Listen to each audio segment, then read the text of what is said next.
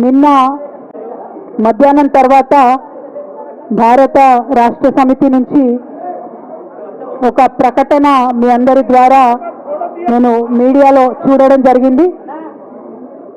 మరి బీఆర్ఎస్ నుండి వచ్చినటువంటి ఈ ప్రకటనలో పార్టీ ఎమ్మెల్సీ శ్రీమతి కె కవిత ఇటీవలి కాలంలో ప్రవర్తిస్తున్న తీరుతెన్నులు, కొనసాగిస్తున్న పార్టీ వ్యతిరేక కార్యకలాపాలు బీఆర్ఎస్ పార్టీకి నష్టం కలిగించే రీతిలో ఉన్నందున పార్టీ అధిష్టానం ఈ విషయాన్ని తీవ్రంగా పరిగణిస్తున్నది.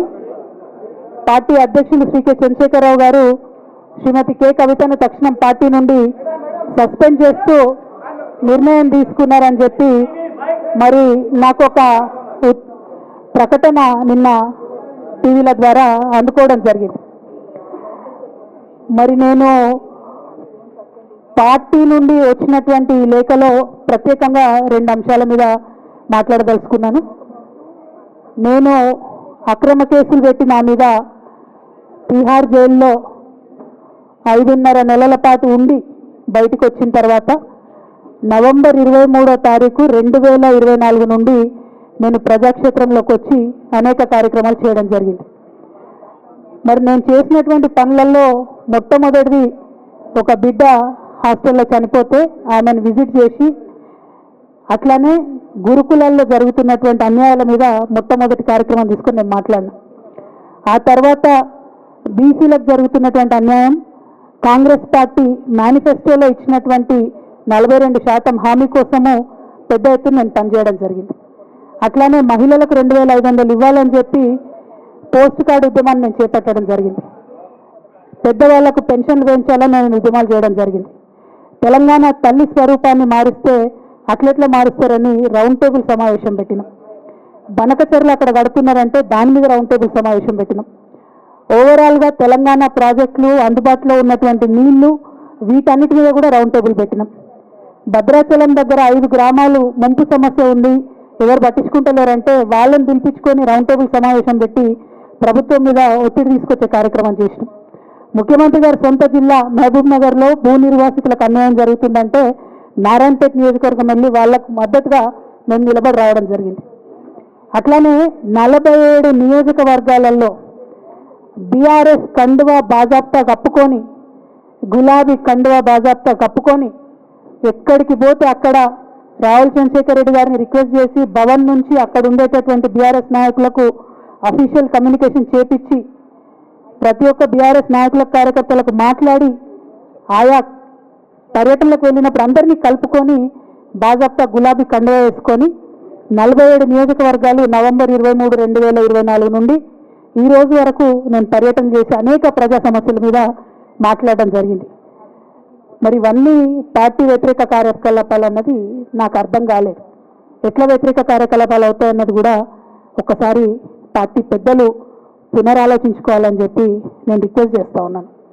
అదేవిధంగా మరి బీసీల కోసం నేను పోరాటం చేస్తుంటే అట్లెట్లా మాట్లాడుతుంది, ఇట్లెట్లా మాట్లాడుతుంది, పార్టీకి వ్యతిరేకంగా మాట్లాడుతుంది.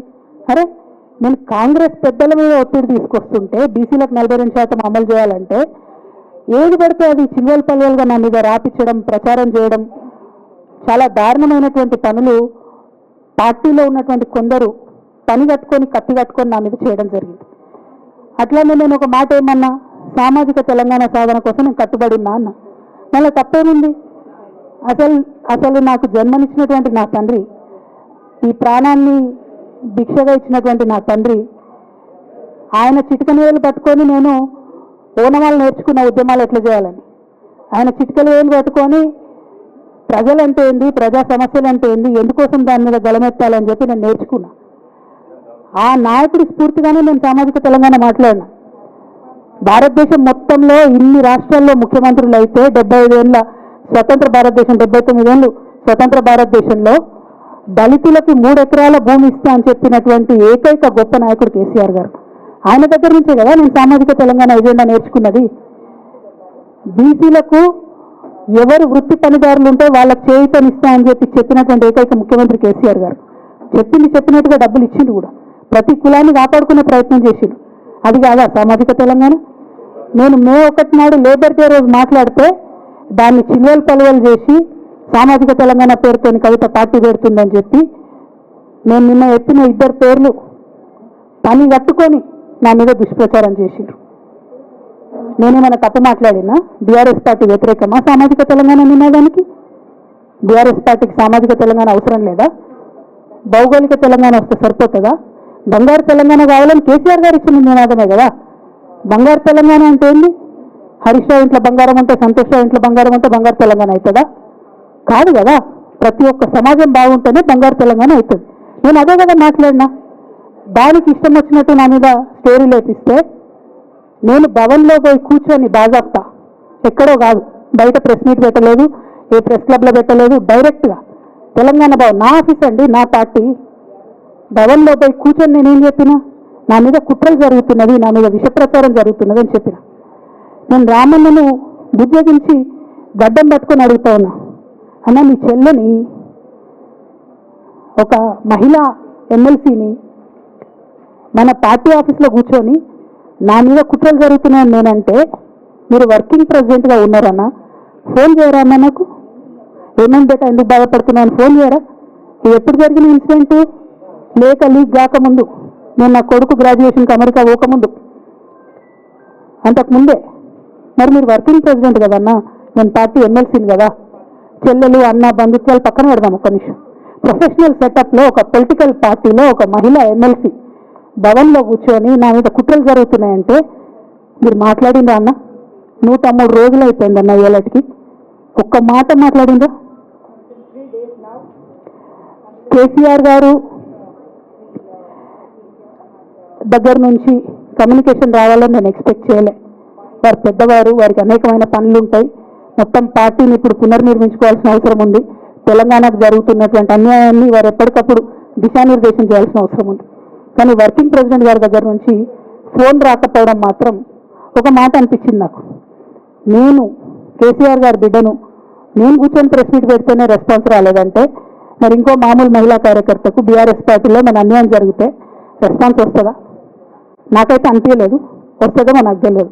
కానీ నేను ఒక మాట నాకు సంతోషం అనిపించింది. నాకు నోటీస్ రాగానే అక్కడ మహిళా ఎమ్మెల్సీలు కూర్చొని, మహిళలందరినీ కూర్చొని, ఫస్ట్ టైం అనుకుంటా భవన్లో 5 మహిళలు కూర్చొని ఇండిపెండెంట్గా ప్రెస్ మీట్ మాట్లాడింది. చాలా సంతోషం. ఇటువంటి అంతర్గత ప్రజాస్వామ్యం రావాలని నేను కోరుకున్నా.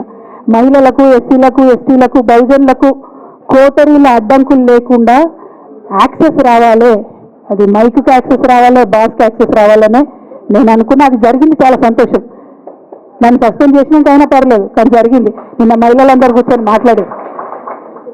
నేనేమంటున్నా అంటే కేసీఆర్ గారు, కేటీఆర్ గారు, నేను, మా కుటుంబం, మాది రక్త సంబంధం. పదవులు పోతానో, పార్టీలకు వెళ్ళి సస్పెండ్ చేస్తానో పోయేటటువంటి బంధం కాదు. కానీ ఎవరైతే వెస్టెడ్ ఇంట్రెస్ట్ ఉన్న పార్టీలు ఉంటారో, పార్టీలో ఉండి కేవలం డబ్బు సంపాదించుకోవాలనేటటువంటి ఒక ఆలోచనతో, వ్యక్తిగత లబ్ధి పొందాలనేటటువంటి ఆలోచనతో ఉన్నటువంటి వ్యక్తులు, వాళ్ళకి కావాల్సింది ఏంటి? మేము ముగ్గురం కలిసి ఉండొద్దు, మా కుటుంబం బాగుండొద్దు, మా కుటుంబం విచ్ఛిన్నమైతేనే వాళ్ళకి అధికారం వస్తుంది. దాంట్లో భాగంగా ఇవాళ మొదటి స్టెప్ నన్ను బయటేసారు పార్టీలోకి వెళ్ళి. అది ఇక్కడితో ఆగదు. నేను గౌరవనీయులు పెద్దలు దైవ సమానులు కేసీఆర్ గారిని విజ్ఞప్తి చేస్తా ఉన్నా, మీకు ఒక సూచన చేస్తా ఉన్నా. దయచేసి మీ చుట్టూ ఏం జరుగుతున్నదో ఒకసారి చూసుకోండి నాన్న. నన్ను ఇవాళ బయటకు పంపొచ్చు, నేను మీలాగా స్ట్రేట్ ఫార్వర్డ్ ఉంటా, నిజాలు మాట్లాడతా. నేను ఉద్యమం నేపథ్యం నుండి వచ్చిన కాబట్టి నాగ్గా ఉన్నది లేనట్టుగా, లేనిది ఉన్నట్టుగా, మోసం చేయాలని చెప్పి, ఇంకోటి చేయాలని చెప్పి మాట్లాడను. స్ట్రేట్ ఫార్వర్డ్ ఇష్యూస్ మాట్లాడతా కాబట్టి నన్ను ఇలా బలి చేసి పర్వాలే. కానీ రేపటి నాడు ఇదే ప్రమాదం రామన్నకు కూడా పొంచుంది, రేపటి నాడు ఇదే ప్రమాదం మీకు కూడా పొంచుంది. అల్టిమేట్గా బీఆర్ఎస్ పార్టీని హస్తగతం చేసుకోవడానికి జరుగుతున్నటువంటి కుట్రలో భాగంగానే ఇవాళ నన్ను ఎలిమినేట్ చేయడం జరిగింది. నేను ఇవాళ ఓపెన్గా అడుగుతా ఉన్నాను, హరీష్ రావు గారికి నేను సూటి ప్రశ్న వేస్తున్నా, ఈ రాష్ట్ర ముఖ్యమంత్రి రేవంత్ రెడ్డి గారు కూడా నేను సూటి ప్రశ్న వేస్తున్నా. నా మీద కుట్రలు ఎప్పటి నుండి ప్రారంభమైనవి? ఎప్పుడైతే హరీష్ రావు గారు, రేవంత్ రెడ్డి గారు ఒకే ఫ్లైట్లో హైదరాబాద్ నుండి ఢిల్లీకో, ఢిల్లీ నుండి హైదరాబాద్లో ఒకే ఫ్లైట్లో వాళ్ళిద్దరు ప్రయాణం చేసి వచ్చినప్పుడు హరీష్ రావు గారు, రేవంత్ రెడ్డి గారు కాలు పట్టుకొని సరెండర్ అయినాక ఈ కుట్రలు స్టార్ట్ అయినాయి, నా మీద ఈ స్టోరీలు స్టార్ట్ అయినాయి. మా కుటుంబాన్ని విడగొట్టాలనేటటువంటి కుట్ర స్టార్ట్ అయింది. నేను ఛాలెంజ్ చేస్తా ఉన్నా, రేవంత్ రెడ్డి గారు మీరు చెప్పండి, ఆ ప్రయాణం జరిగిందా జరగలేదా? హరీష్ రావు గారు మీరు చెప్పండి, ఒకే ఫ్లైట్లో మీరు రేవంత్ రెడ్డి గారితో కలిసి వచ్చిందా రాలేదా? ఆ తర్వాత నుండి నా మీద కుట్రలు జరుగుతున్నాయా లేదా? సరెండర్ అయింది మీరు. ప్రతి ఒక్క విషయంలో దాదాపు ఒక 7-8 ఇష్యూస్ ఉన్న ఇన్సిడెంట్స్ ఉన్నాయండి. అఫీషియల్ పిఆర్ఓ ట్వీట్ చేస్తాడు, Congress party official PRO tweet చేస్తాడు, ముఖ్యమంత్రి గారు పిఆర్ఓ, ఈ పాల వ్యాపారంలో అవినీతి జరిగిందని. తెల్లారి 2-3 పేపర్లలో వస్తుంది, 3వ రోజుకి మాయమైపోతుంది. అదే కేటీఆర్ గారినేమో 3 సార్లు విచారణ పేరుతో పిలిచి వేధిస్తారు. అంటే కేసీఆర్ కుటుంబం నికార్సుగా బరిగీసుకొని కాంగ్రెస్ పార్టీతో రేవంత్ రెడ్డితో కొట్లాడుతున్నాం కాబట్టి మా మీదనేమో కుట్రలు జరుగుతాయి, మా మీదనేమో కేసులు పెడతారు. మీ మాత్రం 1 or 2 days హెడ్లైన్స్ వస్తే తర్వాత న్యూస్ గాయబవుతుంది. ఎన్ని జరగలే చెప్పండి హరీష్ రావు గారి విషయంలో? ఫస్ట్ పాల వ్యాపారం మీద ఏమొచ్చినాయి ఆరోపణలు? ఆనాడు బీఆర్ఎస్ పార్టీ గవర్నమెంట్లో SC ST BC హాస్టళ్లకు Harish Rao గారు పాల వ్యాపారం నుంచి పాలు సప్లై చేసిరనే ఆరోపణలు అయోధ్య రెడ్డి గారు ట్వీట్ చేసిరు. గతం 2 రోజులు పోయిన ఆరోపణ. ఎందుకు? సరెండర్. నెక్స్ట్ ఒక అభియోగం చేసిరు ముఖ్యమంత్రి గారు, రంగనాయక సాగర్ దగ్గర ఆయన ఫామ్ హౌస్ ఉంది, అది ప్రభుత్వ భూమి, కబ్జా చేసిందని. 1 day headline, 3rd day news గాయబ్. No case, nothing. కేటీఆర్ పరిస్థితి ఏంటి? ఎన్ని కేసులు పెట్టిరు కేటీఆర్ అని మీద? ఎన్నిసార్లు పిలిచింది విచారణకు? ఇవన్నీ పక్కన పెడదాం, నిన్నటి లేటెస్ట్ ఇష్యూ మాట్లాడదాం. కాళేశ్వరం కానీ ఇంకోటి కానీ ఏ ప్రభుత్వంలో అయినా పొలిటికల్ పాలసీ చేసేవాళ్ళు, విధానపరమైన నిర్ణయాలు తీసుకునే వాళ్ళు ముఖ్యమంత్రులు ఉంటారు. కింద ఉన్నటువంటి మంత్రులు దాన్ని ఎగ్జిక్యూట్ చేయాలి. కేసీఆర్ గారు ఒక పాలసీ డెసిషన్ తీసుకున్నారు, నేను కాళేశ్వరం ప్రాజెక్టు కడతా, దానికి ఇన్ని డబ్బులు ఇస్తాను. ఆనాడు మంత్రి ఎవరు? ఎగ్జిక్యూషన్ చేయాల్సింది ఎవరు? 2014 నుంచి 2018 వరకు తుమ్మిడిహెట్టి దగ్గర నుంచి మేడిగడ్డకు స్థలం మార్చినప్పుడు మంత్రి ఎవరు? ప్రాజెక్టులు డిసైడ్ చేసినప్పుడు మంత్రి ఎవరు? అన్ని మీటింగ్లు, టెక్నికల్ ఇష్యూస్ చూసుకోవాల్సింది ఎవరు? ఇవన్నీ రేవంత్ రెడ్డి గారు మాట్లాడారు. నేను మొత్తం అసెంబ్లీ స్పీచ్ చూడరు మీరు, ఇలా మ్యాచ్ ఫిక్సింగ్ అని మీకు తెలిసిపోతుంది. ఏం మాట్లాడరు ఆయన. ఎంతసేపు కేసీఆర్ కాళేశ్వరం కట్టిండు, కేసీఆర్ కుటుంబం 1,00,000 కోట్లు తిన్నది. అరే 2007 నుంచి ఇప్పటివరకు కాళేశ్వరం 1,00,000 కోట్లు కూడా ఖర్చు కాలేదు. 1,00,000 కోట్లు ఖర్చు కాని ప్రాజెక్టులో 40 లక్షల ఎకరాలకు నీళ్ళంగా కూడా 1,00,000 కోట్లు అవినీతి అయింది అంటారు రేవంత్ రెడ్డి గారు. మనం మళ్ళీ ఓన్లీ కేసీఆర్ గారి గురించి చెప్తారు, హరీష్ రావు గారి గురించి మాట్లాడరు. ఎందుకంటే ఇంటర్నల్ అండర్స్టాండింగ్ ఉంది వీళ్ళిద్దరికి. నేను రామాన్ని ఒకటే రిక్వెస్ట్ చేస్తున్నా, అన్న ఇవాళ మీతో బాగున్నట్టు వాళ్ళు నటించవచ్చు, హరీష్ అన్న కావచ్చు, సంతన్న కావచ్చు, కానీ వాళ్ళు మన మంచి కోరుకునే వాళ్ళు కాదు, వాళ్ళు తెలంగాణ ప్రజల మంచి కోరుకునే వాళ్ళు కాదు, వాళ్ళు కేసీఆర్ గారు మంచి కోరుకునే వాళ్ళు కాదు. వాళ్ళను మీరు దూరం పెట్టి రాజకీయంగా తెలంగాణ రాష్ట్ర సమితిలో ఇప్పుడు బీఆర్ఎస్లో పనిచేస్తున్నటువంటి హార్డ్ కోర్ కార్యకర్తలను దగ్గరికి తీసుకొని ప్రజా ఉద్యమాలు తీసుకొని ప్రజల దగ్గరికి పోతేనే మన పార్టీ బతుకుంటుంది, నాన్న పేరు బాగుంటుంది. ఇవాళ నాన్నకు సిబిఐ అనేటటువంటిది వచ్చిందంటే అది కేవలం హరీష్ రావు గారు, సంతోష్ రావు గారి అవినీతి వల్లనే వచ్చిందని మళ్ళొకసారి నేను గంటాపదంగా చెప్తున్నాను. ఇంకా గమ్మత్ ఏంటంటే ఇదే హరీష్ రావు గారు వాళ్ళ ఫాలోవర్స్ అంతా నిన్నటి నుంచి చెప్తున్నారు, హరీష్ అన్న చాలా కష్టపడ్డాడు, డే 1 నుంచి ఉన్నాడు అని. డే 1 నుంచి లేడండి, చాలా మంది రిపోర్టర్లకు తెలుసు, సీనియర్ రిపోర్టర్లకు. డే 1 నుంచి లేడు. పెద్దసారు టీడీపీ నుంచి బయటకు వస్తుంటే మామయ్య మనకెందుకు, డిప్యూటీ సీఎం మనం ఎందుకు రాజీనామా చేయాలి, ఈ ఉద్యమం ఏమవుతుందో, ఈ పార్టీ ఏమవుతుందో మనకు రిస్క్ ఎందుకని ఆనాడు ఈనాడు పేపర్లు వచ్చింది. 1,50,00,000 రూపాయలు తీసుకొని వ్యాపారం చేసుకున్నామని హరీష్ రావు గారు ఇక్కడికి పోయిందని కూడా వచ్చింది. కటింగ్ కోసం దొరికినప్పుడు ఎప్పుడో ట్వీట్ చేస్తాను నేను. బీఆర్ఎస్ పార్టీ ఆనాడు టీఆర్ఎస్ పార్టీ పెట్టినాక 9-10 నెలల తర్వాత వచ్చింది హరీష్ రావు గారు. డే 1 నుంచి లేరు. నమ్మకం లేకుండా ఆయన పార్టీ నిలబడుతుందో ఉంటుందో పోతుందో అని. ఓకే అయిపోయింది, రాగానే సార్ పెద్ద హృదయం కాబట్టి క్షమించిరు, దగ్గర తీసుకున్నారు, ఎమ్మెల్యే కాకముందే మంత్రి ఇచ్చిరు, అన్ని రకాలుగా ఆదరించిరు, అన్ని చేసిండ్రు. ఎప్పుడైతే పార్టీకి ఒక్క క్షణం చెడ్డ పేరు వచ్చిందో ఎక్కడ పోయిందండి నేను చక్కగా వైఎస్ రాజశేఖర రెడ్డిని కలవలే? మీ అందరికి గుర్తులేదు ఆ ఫోటో? సీనియర్ నాయకులందరికీ బాగా మాట్లాడతారు, అన్ని దగ్గర ఉన్నా, నేనే ఉన్నా, నేను ఎక్కడ లేను. నిన్న పాపం చాలా మంది ఈ కొత్త సోషల్ మీడియా పిల్లలు ఉన్నట్టు వాళ్ళకి హిస్టరీ తెలియదు అనుకుంటా, అందుకే చెప్తున్నా ఇవాళ. అదేవిధంగా నేను పెద్ద ట్రబుల్ షూటర్ అంటాడు. ట్రబుల్ షూటర్ కాదు, ఇది బబుల్ షూటర్. ఆయన ఏంటంటే ట్రబుల్ ఆయనే క్రియేట్ చేస్తాడు, చేసి నేనే సాల్వ్ చేసినట్టు నటిస్తాడు. మళ్ళీ లేటెస్ట్ ఎగ్జాంపుల్ చెప్తా పట్టురు. నేను మొన్న దాసోజి శ్రవణ్ అన్న ఎలక్షన్ ఎమ్మెల్సీ ఎన్నికలలో బీఆర్ఎస్ పార్టీ డిసైడెడ్ ఒకటే క్యాండిడేట్ని పెడదామని. కానీ హరీష్ రావు గారు ఇంటర్నల్గా బీజేపీ వాళ్ళతో మాట్లాడుకొని ఏం చెప్తారంటే, మీ దగ్గర నుంచి ఒక క్యాండిడేట్ని ఇవ్వండి, నేను మామయ్యని కన్విన్స్ చేసి రెండో క్యాండిడేట్కి పెట్టిస్తా అంటే he wants to create a trouble. ఈ క్రైసిస్లో ఆల్రెడీ మన పార్టీలోకి వెళ్ళి 10 మంది ఎమ్మెల్యేలు వెళ్ళిపోయినాక, 38 మందిలో 10 మంది పోయినాక నువ్వు ఇంకో సెకండ్ క్యాండిడేట్ని పెడితే ఎంత కన్ఫ్యూజన్ అవుతుంది? ఎవరెవరు ఎట్టేట ఓట్లు వేస్తారు? అంటే హార్స్ ట్రేడింగ్కి ఈయన ట్రబుల్ షూటర్ గారు ట్రబుల్ ఓపెన్ చేస్తారు అన్నట్టు. నాకెందుకో లక్కీగా ఒక బీజేపీ ఎమ్మెల్యే గారు ఫోన్ చేసి, అక్క మరి పెద్దసారి పర్మిషన్ ఉందా హరీష్ అని ఇట్లా అంటున్నారంటే, నేను డైరెక్ట్ పెద్దసారికే ఫోన్ చేసి నాన్న మరి ఇట్లా అంటున్నారు, మనం సెకండ్ క్యాండిడేట్కి పర్మిషన్ ఇస్తారంటే, nothing doing, only Shravan will get elected, ఎవరు చెప్పారు మీకు అన్నారు.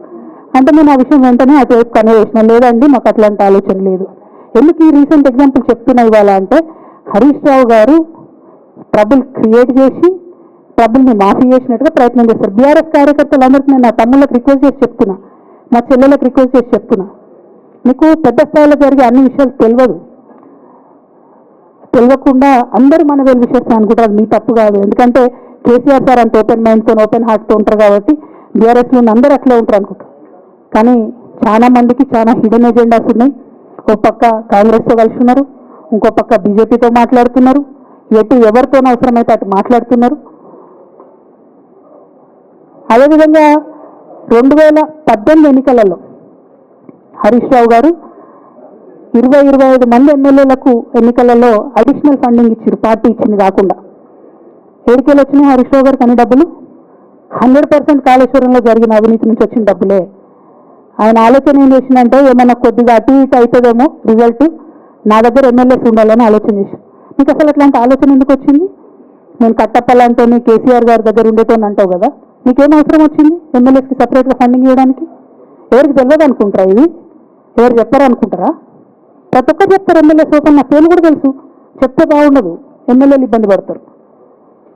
నేను అనేది ఏంటంటే, 2009లో రామన్న సిరిసిల్ల ఎలక్షన్లో మా బంధువుకు సంబంధించిన వ్యక్తులతోని 60 లక్షల రూపాయలు పంపింది హరీష్ రావు గారు రామన్నను ఓడగొట్టడానికి. నిన్నగాక మొన్న ఒక వీడియో మీరు కూడా చూసి, ఒంటేరు ప్రతాప్ రెడ్డి గారిది, మీ మామయ్యను ఓడగొట్టమని ఎంతంటే అంత డబ్బులు ఇస్తా అని చెప్పిరని. ఓ పక్క కేసీఆర్ గారిని ఓడగొట్టాలి, ఓ పక్క కేటీఆర్ గారిని ఓడగొట్టాలి, నిజామాబాద్లో నా ఎంపీ సెగ్మెంట్లో అందరు ఎమ్మెల్యేలను మేనేజ్ చేయాలి, అందరిని మన కేసీఆర్ కుటుంబాన్ని ఓడగొట్టాలి, విచ్ఛిన్నం చేయాలి. కానీ కేసీఆర్ గారి పేరుతో వచ్చేటటువంటి బెనిఫిట్స్ మాత్రం అన్నీ కావాలి. మరి ఇటువంటి వారిని నా రిక్వెస్ట్ కేసీఆర్ గారితో కేటీఆర్ గారితో, వారిని మీ పక్కన పెట్టుకొని నిజం మాట్లాడే నన్ను బయటకు పంపితే మరి పార్టీ బాగుంటుందా? దయచేసి ఆలోచన చేసుకోండి. నేనేమంటున్నా రామన్న మిమ్మల్ని అంటే, నా మీద మీకు కోపం ఉండొచ్చు, నా మీద ఏముందో ఎవరేం చెప్పారో నాకు తెలియదు. నేను మాత్రం నా ప్రాణం పోయినా కేసీఆర్ గారికి హాని జరగాలని కానీ కేటీఆర్ గారికి హాని జరగాలని కానీ కోరుకోను. అది నా నైజం కాదు. ఆడపిల్లలకు అట్లా ఉండదు. ఆడపిల్లలు ఇల్లు బాగుండాలనుకుంటారు.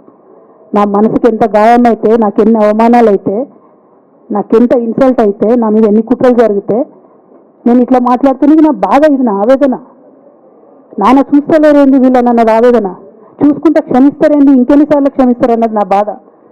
అంతే తప్ప నాకేం కోపం ఉంటుంది? ఎందుకు కోపం ఉంటుంది? నాకు ఎన్ని జన్మల పుణ్యం ఉంటే కేసీఆర్ లాంటి తండ్రి దొరుకుతాడు? కోట్లలో ఒకరికి ఉండేటటువంటి తండ్రి నాకు దొరికిండు. ఆయన లేకపోతే నేను ఎవరు ప్రపంచానికి తెలుస్తుందా? నాకెందుకు అవసరం ఉంటుంది? నాకేం కోపం ఉంటుంది కేసీఆర్ గారి మీద? నాకు టీఆర్ఎస్ పార్టీ మీద ఎందుకు కోపం ఉంటుంది?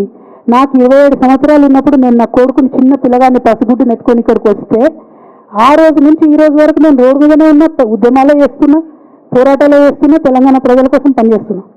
2014 నుంచి అధికారంలో ఉన్నప్పుడు కూడా నా ఇంటి దర్వాజాలు ఎప్పుడు తెలిసే ఉన్నాయి, ఇక్కడున్న మీడియా మిత్రులందరికీ తెలుసు. అధికారంలో ఉన్నా లేకున్నా నేను ఇట్లనే ఉన్నా. అధికారంలో ఉన్నప్పుడు నన్ను ఏమి సాగనీయకుండా నన్ను ప్రతిపక్ష ఎమ్మెల్యేని చూసినట్టు, ప్రతిపక్ష ఎంపీని చూసినట్టు చూసినా నేను ఇట్లనే ఉన్నా, ఓపెన్ మైండ్తోనే ఉన్నా.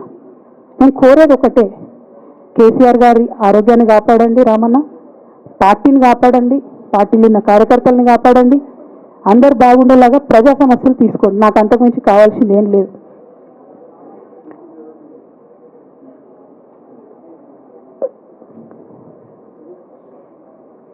కానీ మొన్న అసెంబ్లీలో అర్ధరాత్రి దాకా పెట్టి రేవంత్ రెడ్డి గారు కేసీఆర్ గారిని తిడుతుంటే దయ్యాలు వేదాలు వాళ్ళు ఇస్తున్నట్టు అనిపించింది నాకైతే. దానికి ఈయన హీరోలాగా ఎదుర్కొన్నాడు, ఈయన 6 అడుగుల బుల్లెట్ అని పార్టీ అంతా ట్వీట్ చేస్తే, మరి 6 అడుగుల బుల్లెట్ ఎవరికి గాయం చేస్తుంది? ఎండ్ ఆఫ్ ద డే ఇవాళ అయితే నన్ను గాయపరిచింది, రేపు రామన్నను గాయపరుస్తారో కేసీఆర్ని గాయపరుస్తారో. జాగ్రత్తగా ఉండండి రామన్న, నేను చెప్పేది ఏం లేదు, జాగ్రత్తగా ఉండండి, కేర్ఫుల్గా ఉండండి. అట్ ద సేమ్ టైం ఈ హరీష్ రావు గారి కారణంగా గమ్మత్ ఏముంటుందంటే, ఒకసారి హంపీకి పోతారు వీళ్ళందరూ, మీ అందరికీ తెలుసు ఆ స్టోరీ. హంపీకి పోయి పాటలు పాడుకుంటారు, మొత్తము చాలా మంది కలిసి కేసీఆర్ గారిని చాలా అవమానకరంగా మాట్లాడతారు, ఒక పార్టీని వెనుపోటు కొడదామని డిజైన్ చేస్తారు. ఇదంతా వీరికి తెలుసు, హరీష్ రావు గారికి తెలుసు. నేను ఆ రోజు సాక్ష్యం ఉన్న హరీష్ అన్న వచ్చి లిటరల్లీ రామన్న చేతులు పట్టుకొని, అరే మామయ్యకి చెప్పురా, సింక్ ఆర్ సేల్, నేను మామయ్యతోనే ఉంటా అని చెప్పి అక్కడ మాట్లాడుకున్న వాళ్ళందరూ రెడ్డిసార్ దగ్గర అవుట్ చేసిండి. ఆ తర్వాత పర్యవసానంలో ఈటల రాజేంద్ర అన్న బయటికి వెళ్ళడం. ఈ మహానుభావుడు వల్ల జగ్గారెడ్డి దగ్గర నుంచి మొదలు పెడితే, చెరుకు శ్రీనివాసరెడ్డి ముత్యంరెడ్డి అన్న కొడుకు దగ్గర నుంచి మొదలు పెడితే, రఘునందన్ రావు గారు, మైనంపల్లి గారు, విజయశాంతి గారు, విజయరామారావు గారు, ఆయన పాత పెద్ద ఉండే ఈటల రాజేందర్ గారు, వీళ్ళందరూ పార్టీలోకి వెళ్ళి పోయింది కదా, పోలేదా? ఇవన్నీ హరిశన్న చేసినాయి కాదా? ఆనాడు దుబ్బాక ఉప ఎన్నిక ఎందుకు ఓడిపోయినాం? దుబ్బాక ప్రజలకు ఇప్పటికి కూడా గుర్తుంటుంది. వాళ్ళందరూ ఒకటే మాట చెప్తారు, ఈయన సిద్దిపేటకు తప్ప ₹5 రానివాడు దుబ్బాకకు, ఈయన వచ్చి ప్రచారం చేసింది కాబట్టి మేము ఓటు వేయాలని ఓపెన్గా చెప్తారు ఆనాడు ఎన్నికలలో. దానికి ఏం రాపించుకుంటాడు ఈయన పేపర్లల్లో? ఒంటరి పోరాటం చేసి ఓడిన హరీష్ రావు. అసలు ఓడిపోయింది మీ వల్ల కదా. మీరు మీడియా మేనేజ్మెంట్లో సూపర్, అలా డౌట్ ఏం లేదు.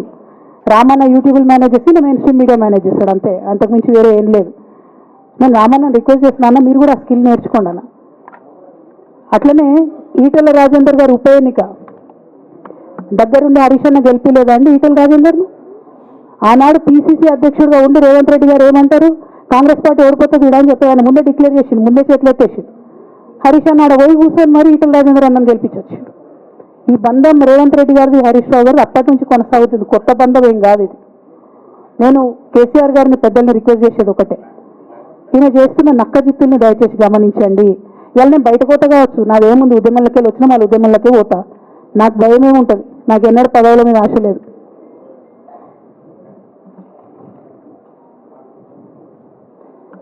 పార్టీ నుంచి వచ్చిన ఎమ్మెల్సీకి స్పీకర్ ఫార్మాట్లో చైర్మన్ గారికి నేను పంపుతా ఉన్నాను రాజీనామా పత్రాన్ని.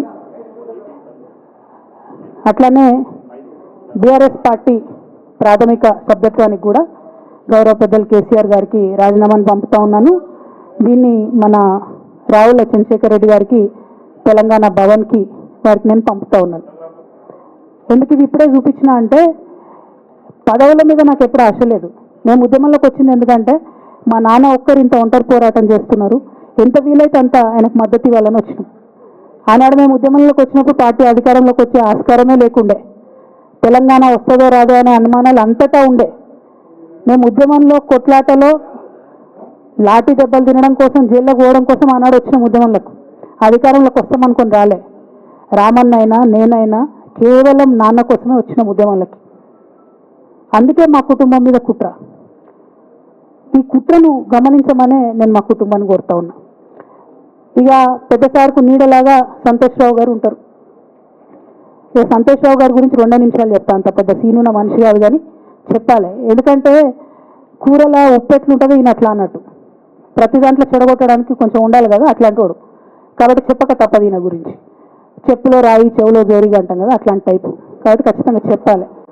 విషయం ఏంటంటే, ఈయన ధనదాహం ఎట్లాంటిదంటే సంతోష్ రావు గారిది, రామన్న కాన్స్టిట్యున్సీ, కేటీఆర్ అన్న కాన్స్టిట్యున్సీ నేరెళ్లలో ఇసుకలారి గుద్ది ఒక దళిత బిడ్డ చనిపోతాడు.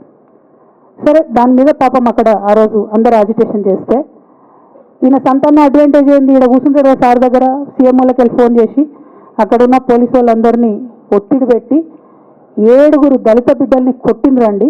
3-4 సార్లు 3rd డిగ్రీ వేస్తే ఇలా 7 కుటుంబాలు కూడా వాళ్ళు ఎందుకు కూడా ఏ పని చేసుకోలేనటువంటి పరిస్థితులలో ఆ దళిత బిడ్డలు ఉన్నారు.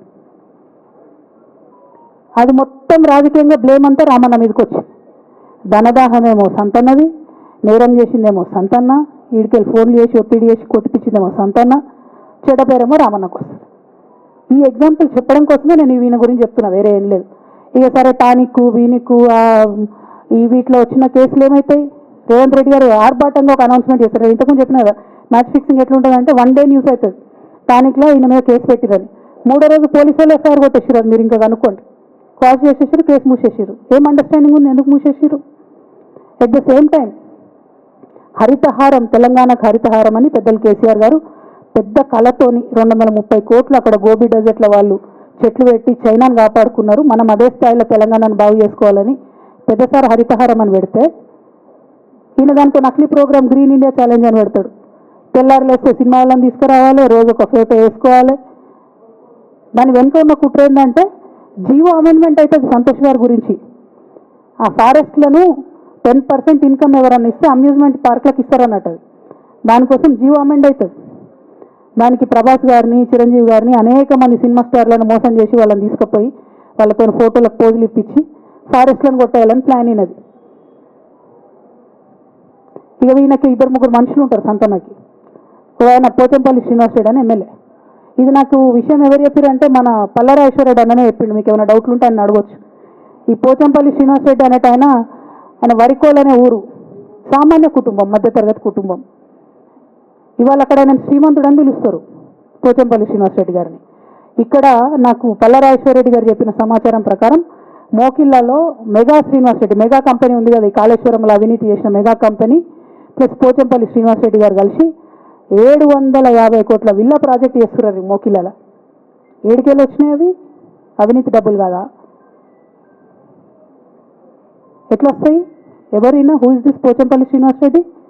సంతోష్ రావు క్లాస్మేట్. అది తప్ప ఆయనకున్న అర్హత ఏం లేదు. ఆయనకి ఎమ్మెల్సీ వస్తుంది, కాంట్రాక్ట్లు వస్తాయి, ఇంకేందో వస్తాయి. అట్లనే నవీన్ రావు అని ఇంకొక ఎమ్మెల్సీ ఉంటాడు. ఆయన డైరెక్ట్గా మా ముఖం పట్టుకొని అందరి ముంగట అంటాడు, నాకు ఎమ్మెల్సీ ఇచ్చింది కేసీఆర్ గారు అన్నా, నాకు దేవుడు సంతోషం అంటాడు ఆయన. నిన్న మొన్న వాళ్ళ ఫాదర్ని పట్టుకున్నారు పేకాటల. ఏమైంది కేసు? ఆల్రెడీ నవీన్ రావు గారు పోయి మన ముఖ్యమంత్రి గారు కాళ్ళు పట్టుకున్నట్టుగా తెలిసింది.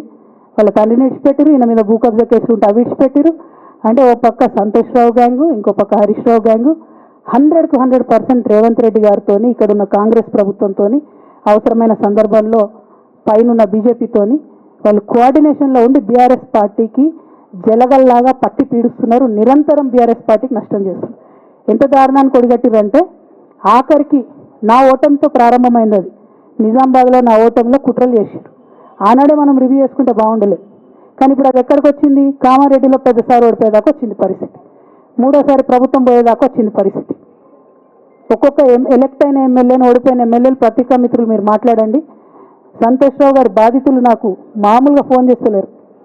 అచ్చా, ఈ కంపెనీ పేరు బ్లూఫిన్ అట, మోకిలా. పల్లారాజేశ్వరరెడ్డి అని అప్పుడు పంపిన మెసేజ్ చూస్తున్న పాతది. Bluefin company Mokila. అయితే నేనేమంటున్నా అంటే ఇంత స్పష్టమైనటువంటి నేను ఇస్తున్నా, రేవంత్ రెడ్డి గారిని నేను ఛాలెంజ్ చేస్తున్నా. మరి ఎందుకు మీకు మీ ఏసీబీఓలకు వీళ్ళ ఇండ్లు అడ్రస్లు దొరకలేవా? ఏం అండర్స్టాండింగ్ ఎందుకు లేదు మీకు? లేకపోతే మీరు చర్యలు ఎందుకు తీసుకుంటలేరని నేను సూటిగా రేవంత్ రెడ్డి గారిని ప్రశ్నిస్తున్నాను. ఇక తర్వాత వారు ఏం చేస్తారన్నది నాకు సంబంధం లేదు. ఇక నేను మాత్రం పర్టికులర్గా మళ్ళీ ఒకసారి నా బీఆర్ఎస్ పార్టీ కుటుంబ సభ్యులందరికీ, మా సొంత కుటుంబ సభ్యులకు కూడా రిక్వెస్ట్ చేస్తున్నది ఏంటంటే, నాకు 27 సంవత్సరాలు ఉన్నప్పుడు నేను రాజకీయాల్లోకి వచ్చిన, తెలంగాణ ఉద్యమం కోసం వచ్చిన. ఇవాళ నాకు 47 సంవత్సరాలు. అంటే నా 20 సంవత్సరాల జీవితం అంతా కూడా నేను బీఆర్ఎస్ పార్టీ కోసం, కేసీఆర్ గారి కోసం, తెలంగాణ జాగృతి కోసం, తెలంగాణ ప్రజల కోసం, తెలంగాణ ఆడబిడ్డల కోసం నేను గడిపిన. సడన్గా ఇవ్వాలా నీకేం సంబంధం బీఆర్ఎస్తో అని, నువ్వెవరు అని చెప్పి సస్పెన్షన్ ఒకసారికి పంపిస్తే చాలా బాధాకరంగా ఉంది. పర్వాలేదు, అయినా నాకు ప్రజలు ఉన్నారు, నేను వాళ్ళ దగ్గర పోతా, వాళ్ళతో పాటు ఉంటా. కానీ బీఆర్ఎస్ పార్టీలో ఉన్న నాయకుల కార్యకర్తలకు రిక్వెస్ట్ చేస్తాను,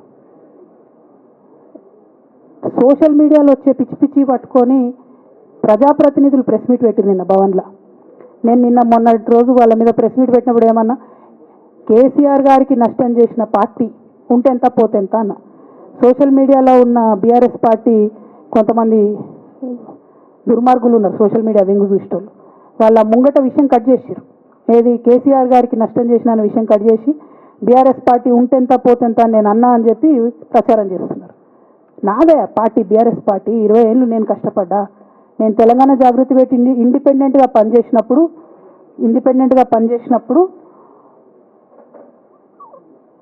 ఓటేయమని ఎవరికి చెప్పినా నేను?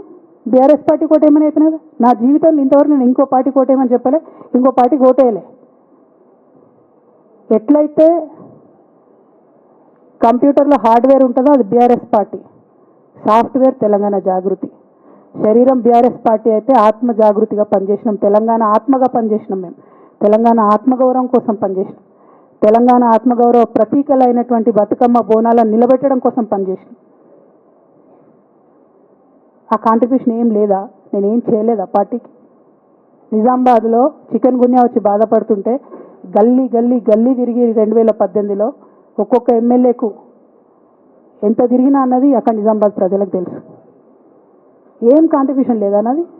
ఓన్లీ హరీష్ అన్నది సంతన్నదే ఉన్నదా కాంట్రిబ్యూషన్? వీళ్ళు మేకవనే పులులు నాన్న, వీళ్ళు మీ ముంగట నటిస్తారు అంతే. బయట వాళ్ళ నిజస్వరూపం వేరేలాగా ఉంటుంది. యాజ్ అ డాటర్గా రిక్వెస్ట్ చేస్తున్నా, ఒకసారి ఆలోచన చేయండి వాళ్ళ గురించి.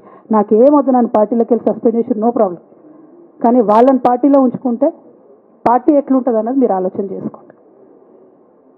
ఇక అల్టిమేట్గా నేను చెప్పదలుచుకున్నది ఒకటే,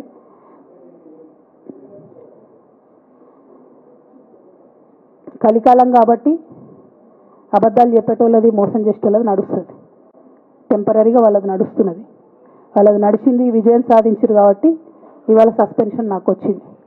బట్ నేను ఇదివరకు చెప్పినా మళ్ళీ చెప్తున్నా, నేను కర్మ సిద్ధాంతాన్ని నమ్ముతా. ఖచ్చితంగా ఇంతకు ఇంత దేవుడు వాళ్ళకి అనుభవింపజేస్తాడు, అందులో ఏం ఆలోచించాల్సినటువంటి అవసరం లేదు. Thank you. జై తెలంగాణ, జై కేసీఆర్, జై తెలంగాణ, జై కేసీఆర్.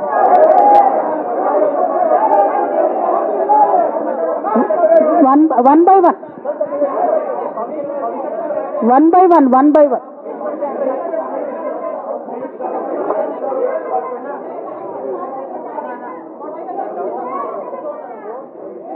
ఒక 1 minute హిందీలో చెప్పేసే అన్న, బయట నేషనల్ మీడియా మిత్రులందరూ అడుగుతున్నారు.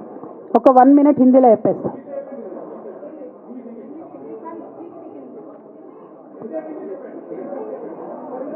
आज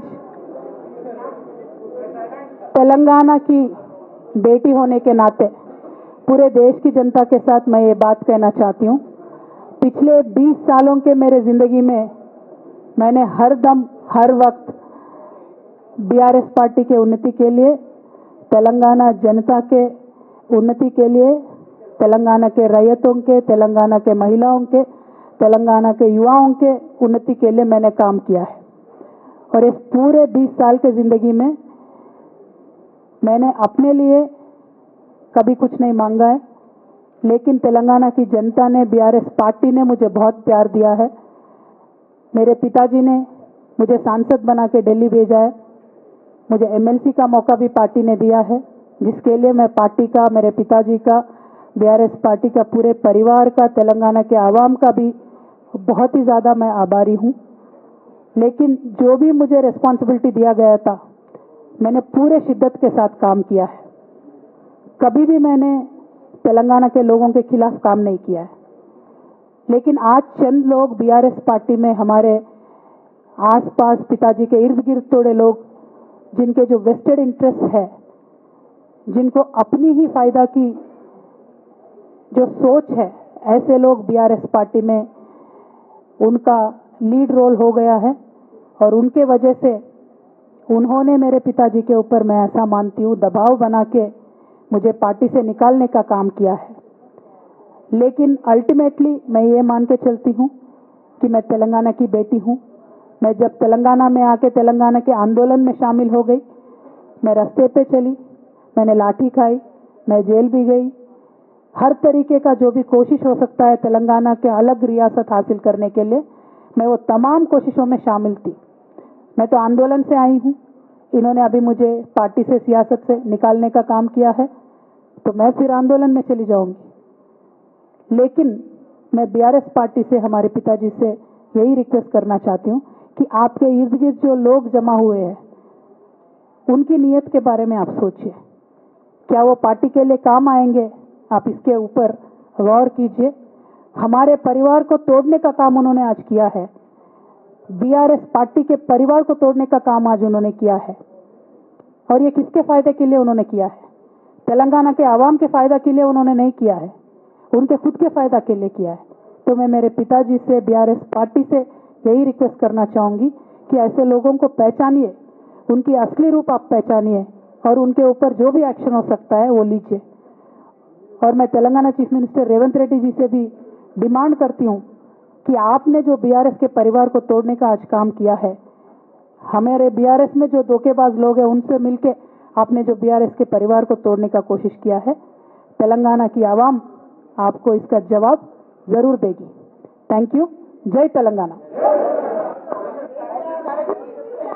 ఒకరు చెప్పండి।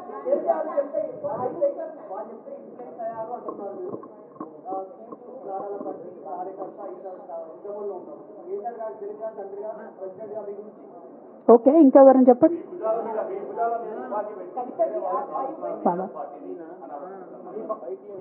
ఏమా నా భుజాల మీద తుపాకి పెట్టి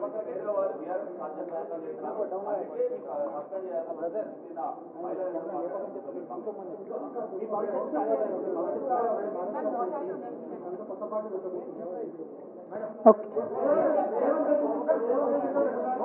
I got your question. Rahul G,